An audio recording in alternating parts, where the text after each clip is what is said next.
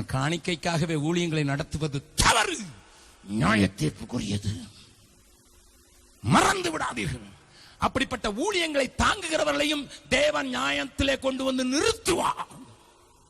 If you support a ministry which is not biblical, வேதத்துக்கு ஒத்து வராத காரியங்களை செயல்படுத்தி ஜனங்களை கொள்ளையடிக்கிற ஊழியங்களுக்கு உதவி செய்கிறவர்களும் வேதம் சொல்கிறது, திருடனோடு ஒருமித்து போவாய் என்றால் உன்னை வேதம் துன்மார்க்கன் என்று சொல்லும். நீங்க எங்களுக்கு காசு கொடுத்தாலும் சரி கொடுக்காட்டாலும் சரி, I don't bother. மற்றவங்களுக்கு கொடுக்கிற காணிக்கை எனக்கு கொடுக்கணும்னு சொல்லி பிரசங்கம் பண்ணவும் இல்லை.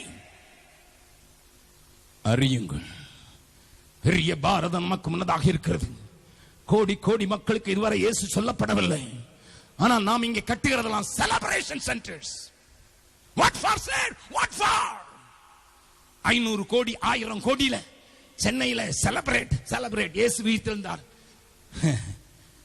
1000 கோடி வச்சு 1000 சபையை கட்டி அதுக்கு ஊழியக்காரன் அனுப்பி அதுல ஊழியக்காரங்க வச்சு 1000 பேரை வளர்ச்சி வச்சிருந்தா என் தேசம் 10 லட்சம் பேரை கொண்ட பெரிய ஆராதனையை கண்டிருக்கும். ஒரு 10,000 பேருக்காக செலிப்ரேஷன் கண்டர் கட்டி நீ வாழ்கிறாய் என்றால், நீ அதற்கு பணம் பிரிக்கிறாய் என்றால், நான் சொல்லுகிறேன், அது எந்த ஆளா இருந்தாலும் சரி, if you are partner of that, if you are taking offering and give to that, you are also culprit. என்ன ரெண்டா வெட்டி போட்டாலும் சொல்லுவேன் ஐயா, ரெண்டா வெட்டி போட்டாலும் சொல்லுவேன். பீகாருக்கு வர வேண்டாயா, உத்தரப்பிரதேசத்துக்கு வர வேண்டாயா, ஏதோ 2 மிஷினரி அனுப்பிச்சிட்டு மாசம் 10,000 நாங்களும் மிஷினரியை தாங்குறோம் சொல்றதை நிறுத்து.